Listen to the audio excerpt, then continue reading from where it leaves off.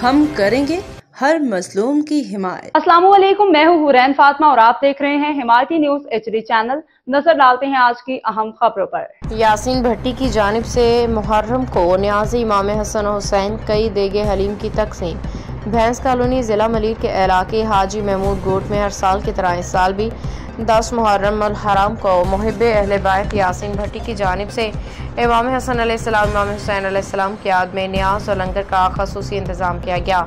यासीन भट्टी ने हस्बे तौफीक कई देगे हलीम की तैयार करवाई जो अज़ादारान हुसैन अलैहिस्सलाम अहले इलाका और राहगीरों में अल्लाह के नाम पर बिला तफरीक तकसीम की गई।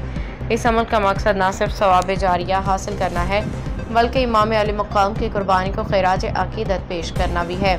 दुआए खैर में यासीन भट्टी के हमरा परवेज़ हिमायती और दीगर दोस्त भी शामिल थे।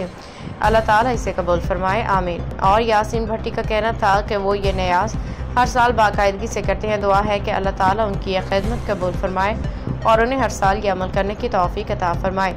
इस मौका पे हदीस नबी सल्लल्लाहु अलैहि वसल्लम भी पेश की गई। हसन और हुसैन जन्नती जवानों के सरदार हैं।